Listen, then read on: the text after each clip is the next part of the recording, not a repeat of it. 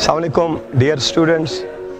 जिस तरह हम हर साल इनडिकेट या ईटा वाले स्टूडेंट को इनकरेज करने के लिए और गाइड करने के लिए एक छोटा सा वीडियो क्लिप अपलोड कर रहे हैं, तो उस सिलसिले को कंटिन्यू रखते हुए आने वाले जो संडे का जो आपका 13 नवंबर को एंट्री टेस्ट हो रहा है मेडिकल कॉलेजेस में दाखिले लेने के लिए, उस हवाले से हम अपने रिवायत को बरकरार रखते हुए एक दफ़ा फिर आपको इनकरेज करने के लिए और थोड़े से स्लाइड गाइडेंस देने के लिए एक छोटी सी वीडियो फिर से अपलोड कर रहे हैं।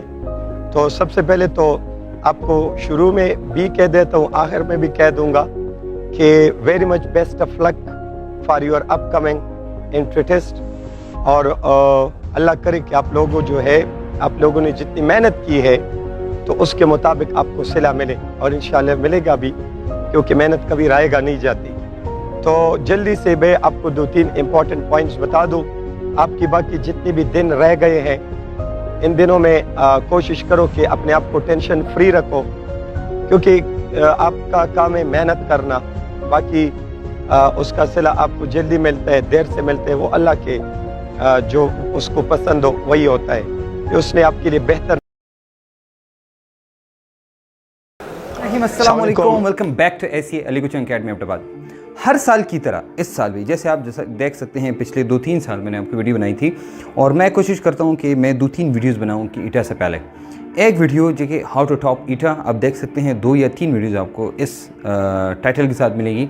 उसके अलावा आपको ये वीडियो भी मिलेगी कि how to prepare for eta, how to take maximum marks in eta वगैरह वगैरह।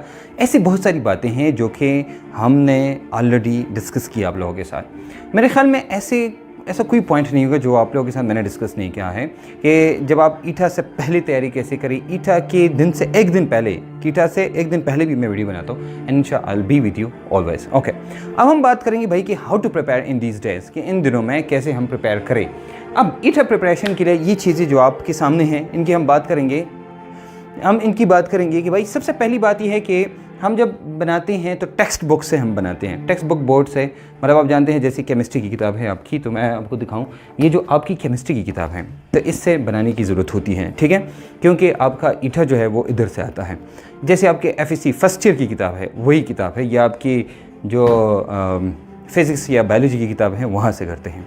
अब क्वेश्चन ये है कि जो टेक्स्ट बुक आप करते हैं तो क्या आपको सारा टेक्स्ट बुक जो लिखा है वो आपको रीड करना चाहिए?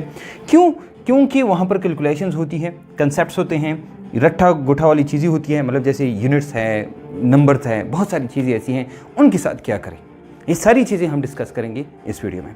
टाइम मैनेजमेंट के बारे में बात करेंगे जनाब कि क्या हम टाइम मैनेज करें, तो कैसे टाइम मैनेज करें, what is the easiest way and how to do it. तो इस सब चीज़ों की बात करेंगे हम। देखो, सबसे पहले हम बात शुरू करते हैं जनाब कि हम जो फॉलो करते हैं, तो हम अभी जो हमारे पास टाइम है तो हमें सारा टेक्स्ट बुक पढ़ना है, ठीक है, ये तो सही है। अब अगर आप टेक्स्ट बुक पढ़ते हैं तो इसमें कैलकुलेशंस हैं, कॉन्सेप्ट्स हैं, ट्रिक्स हैं, रट्ठा है और ये चीज़ें हैं। अब ये ट्रक और रट्ठा मैंने लिखा है। कैलकुलेशन 2 किस्म की होती है, कैलकुलेशन एक बहुत आसान होती है और कैलकुलेशन एक बहुत मुश्किल होती है। अब आप क्या करें कि ईजी कैलकुलेशन कैसे करें और डिफ़िकल्ट कैलकुलेशन कैसे करें, या जब पेपर में बैठ जाएं तो उस वक्त क्या करें। अच्छा, अब जो कि अब की बात करते हैं भाई, ईटा में बहुत टाइम है, तो ईटा से एक दिन पहले फिर मैं आऊँगा इंशाल्लाह और आपके साथ ये बातें डिस्कस करूँगा। कैलकुलेशंस जो है वो चैप्टर नंबर 1 में है, मतलब केमिस्ट्री की बात करते हैं, चैप्टर नंबर 1 में है, चैप्टर नंबर 4 में है, फिर सोल्यूशन में, क्योंकि मेहनत कभी रायगा नहीं जाती। तो जल्दी से मैं आपको 2-3 इम्पॉर्टेंट पॉइंट्स बता दूँ।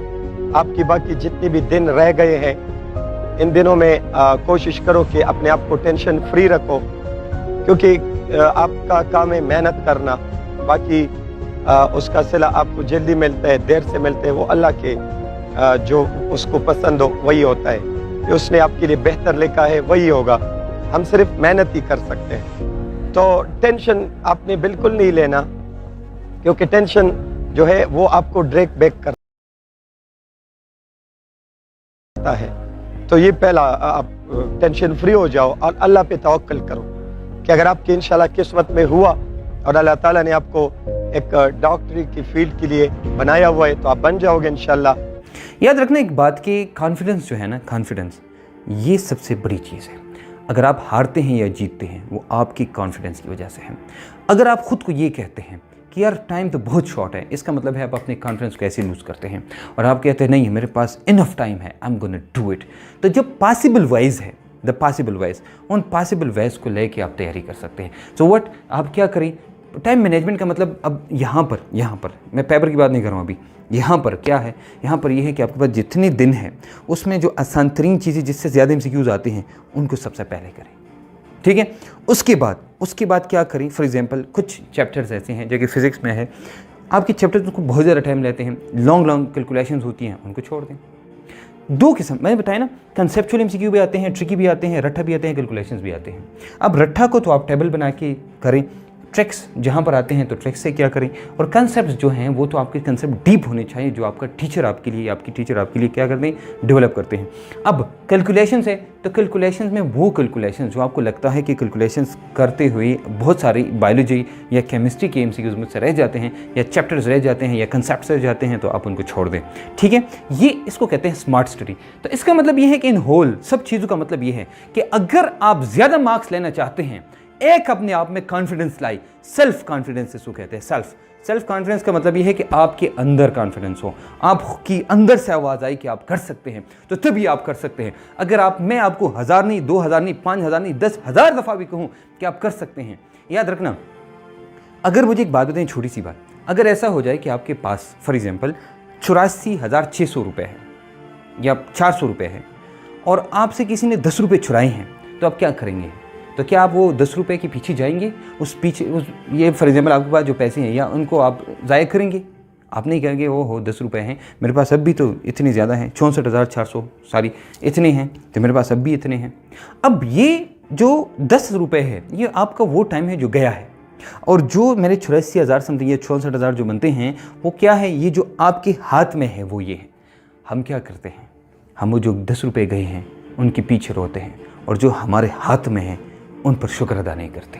याद रखना, जो टाइम हमारे पास है ये वो पैसा है जो हमारे पास है ज़्यादा, और 10 रुपये वो है जो हमसे गया है। तो 10 रुपये को छोड़ के जो आपके पास है उनको यूटिलाइज करें। तो time management is not a problem, it's just a matter of your confidence and self confidence, ठीक है। मिलेंगे इंशाल्लाह एक नई वीडियो के साथ।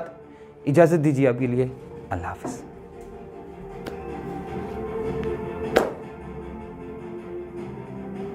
असबाब पूरे हो जाएंगे, आपके बस में मेहनत करना है तो आप मेहनत करो, खूब मेहनत करो, और बाकी जितनी भी 2 दिन आपके या 1.5 दिन जितना भी टाइम रह गया है इसमें अपने रेस्ट का खास ख्याल रखो, क्योंकि आप 1-2 दिन में आप पूरी दुनिया को कवर नहीं कर सकते।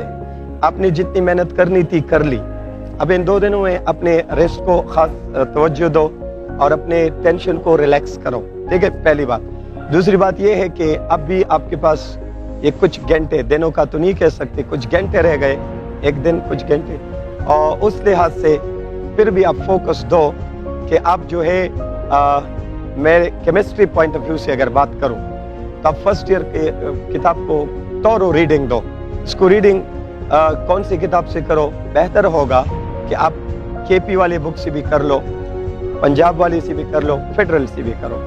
फेडरल और KP में आप एक भी कर लो काफ़ी है, पंजाब वाला खामखा कर लो first year chemistry. Second year chemistry के लिए मैं मशवरा दूंगा कि इनऑर्गेनिक पोर्शन आप अपने KP वाले बुक से तौरली कवर करो, बेहतर होगा आप फेडरल वाला भी पढ़ो, लेकिन ऑर्गेनिक जो है ना वो तौरली पंजाब बोर्ड वाले बुक से पढ़ लो, ऑर्गेनिक का स्पेशली पंजाब से पढ़ लो।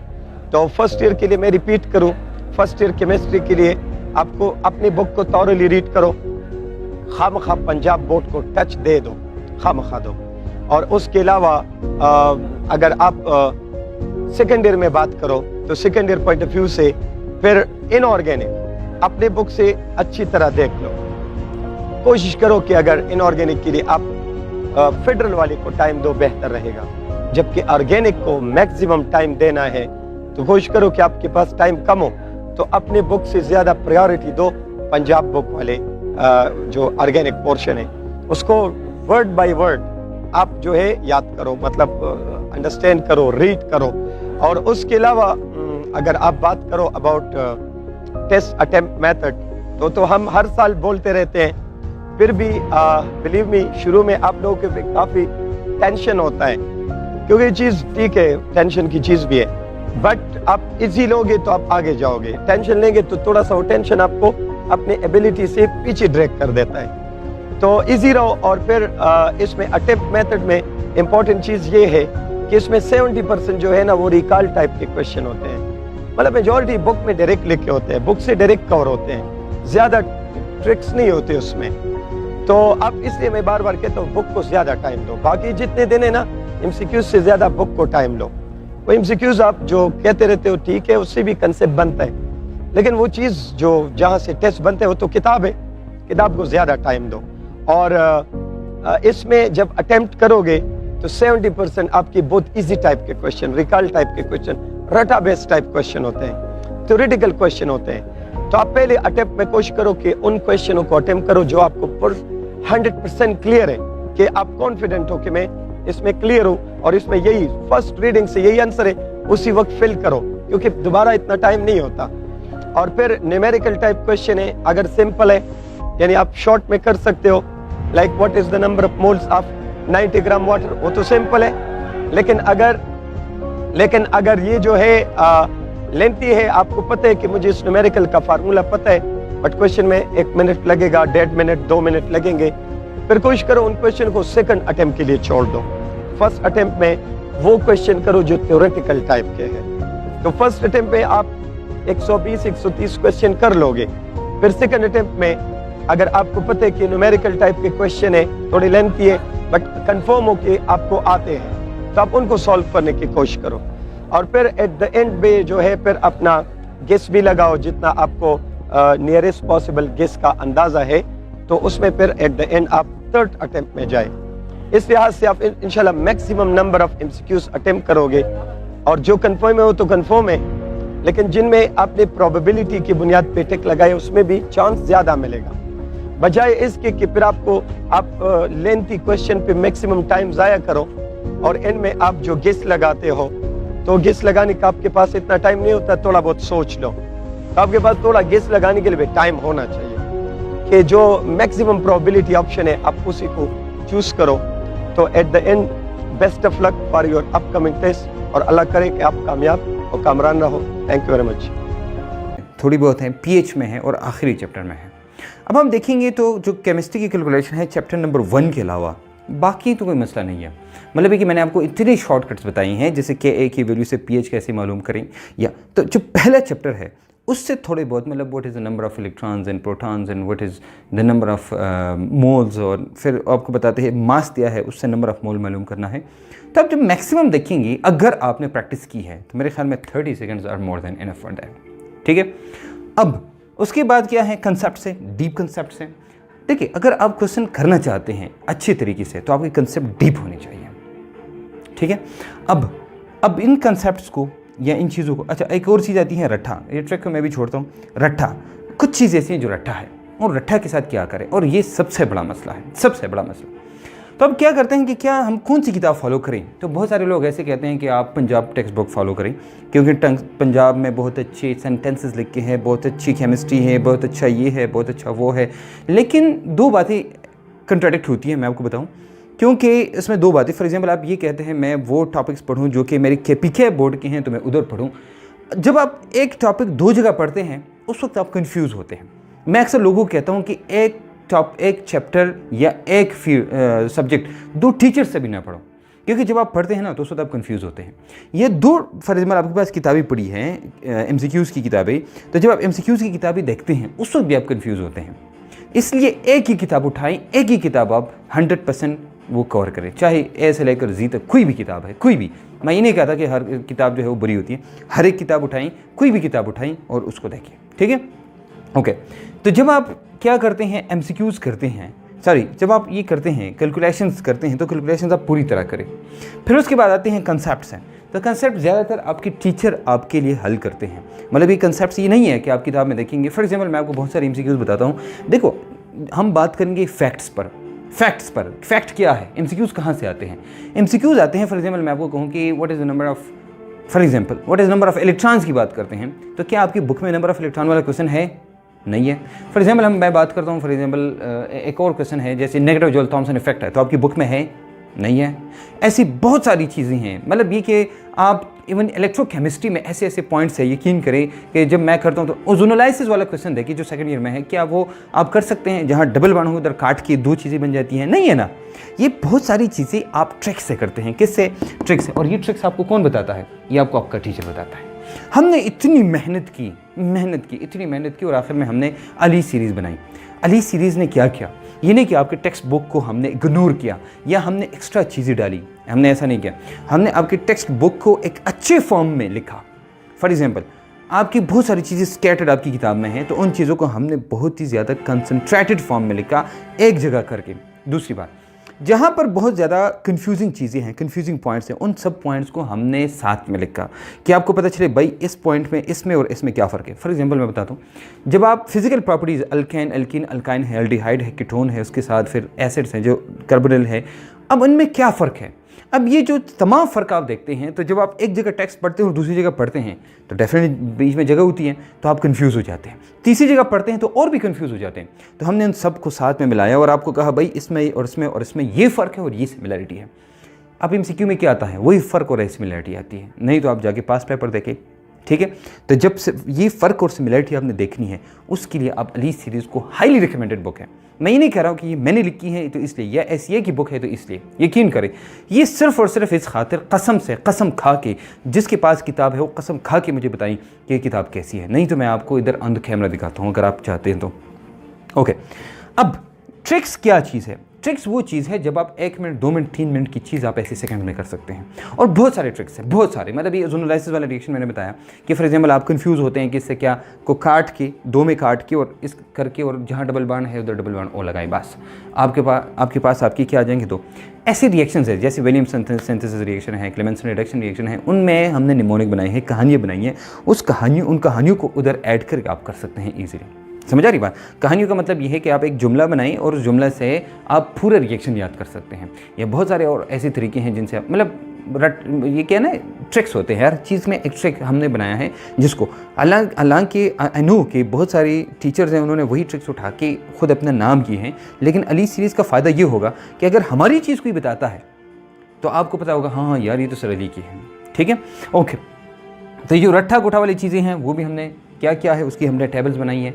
याद रखना आपकी बुक में जितनी भी इक्वेशंस है, देखो ना इक्वेशन अब पिछली दफ़ा भी आई थी, तो अब इक्वेशंस हैं, जितनी भी रट्ठा गोठा वाली चीज़ें हैं और हैं, जैसे नंबर्स हैं, यूनिट्स हैं, इसी तरह बहुत सारे नाम हैं या उनकी प्रॉपर्टीज़ है, मतलब वो कंट्राडिक्टरी प्रॉपर्टी होती है, उन सब की हमने टेबल बनाई है और आपको हमने किए। आइसोमेरिज्म में देखिए, आइसोमेरिज्म आपको बड़ा आसान लगता है, लेकिन इसमें कुछ पॉइंट्स ऐसे जो कंट्राडिक्टरी हैं और कुछ ऐसे हैं जो सिमिलरिटी हैं, उनको भी हमने साथ में किया है। आपकी बुक में जितनी भी रिएक्टेंट्स हैं उन सब की हमने टेबल बनाई है और आपको दी है। मतलब इतना हमने आसान कि आप सोच भी नहीं सकते। ठीक है, तो ये क्या है ये आप देखिए। उसके बाद आते हैं MCQs की बात आते हैं। MCQs को कैसे हल करें? देखो, अगर आप सही टीचर आपको मिलता है तो आपको हर एक पॉइंट बताता है, भाई इस पॉइंट से MCQ आता है, वही पॉइंट आपका MCQ होता है। इसलिए जब आप कोई टॉपिक करते हैं तो उसके साथ उसके पास्ट पेपर के MCQs हल करें ज़रूर, क्योंकि पास्ट पेपर आप देखेंगे तो अली सीरीज़ में सबसे पहली चीज़ हमने दी है। देखो, 2 चीज़ें आपको बड़ी मतलब मैं बताता हूँ आपको, 2 चीज़ें आपको मिली। एक पास्ट पेपर की MCQs है, एक एक्सरसाइज की MCQs हैं।